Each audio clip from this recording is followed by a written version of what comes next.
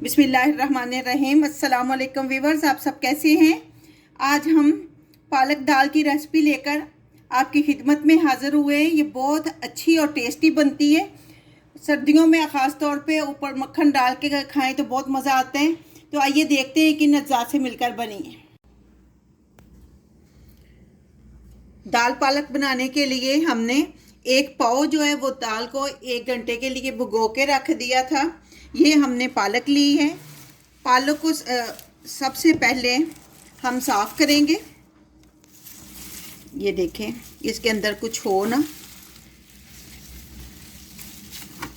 ये बिल्कुल साफ़ पालक है। तो इसकी हम ये आगे जो डंडियां हैं, स्टेम जो है, ये काट देंगे और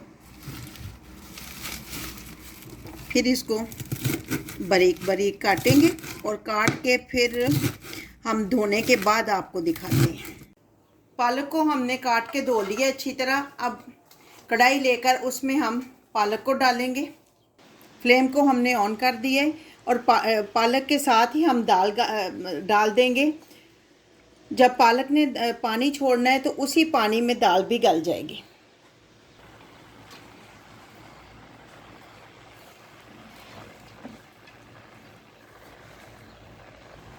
ये लहसुन डाल देंगे।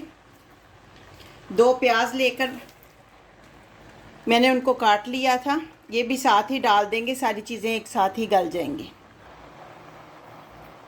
1 टेबल स्पून हम मिर्च डालेंगे। रेड चिली आपने अपने टेस्ट के हिसाब से कम या ज़्यादा डाल लेनी है।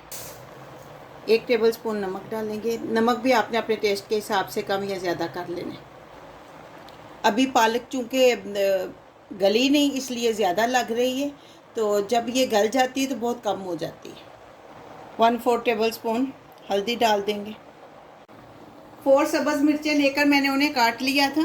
साथ ही आधा कप जो है हम कुकिंग ऑयल डालेंगे। इन सारी चीज़ों को मिक्स करेंगे और ढककर इसको 5 से 10 मिनट तक पकने देंगे। 10 मिनट हो चुके हैं। देखिए, अभी भी पानी पालक ने जो छोड़ा हुआ है वो है। हमने कोई ऐड इसमें पानी नहीं किया था। ये जो आपको अभी लग रहा है ना कि गार्लिक गला नहीं, ये बिल्कुल ये देखें गल गए हैं। जब हम फ्राई करेंगे तो साथ ही इसने भी इसमें मिक्स हो जाना है और मसाला बन जाना है। अभी इसमें 5 मिनट और लगेंगे। 1 टमाटर लेकर मैंने इसको बारीक काट लिए और डाल दिए। 5 मिनट हो चुके हैं। ये देखें, दाल हमारी गल चुकी है।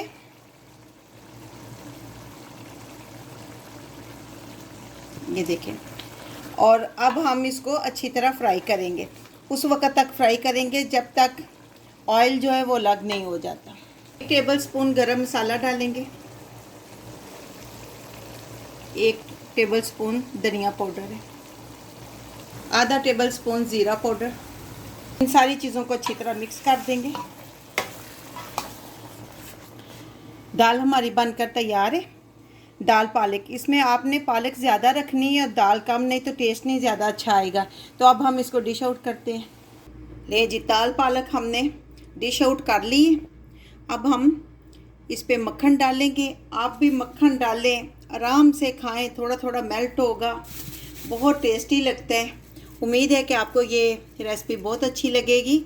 हमें आप कमेंट बॉक्स में बताइए कि आपको ये रेसिपी कैसी लगी।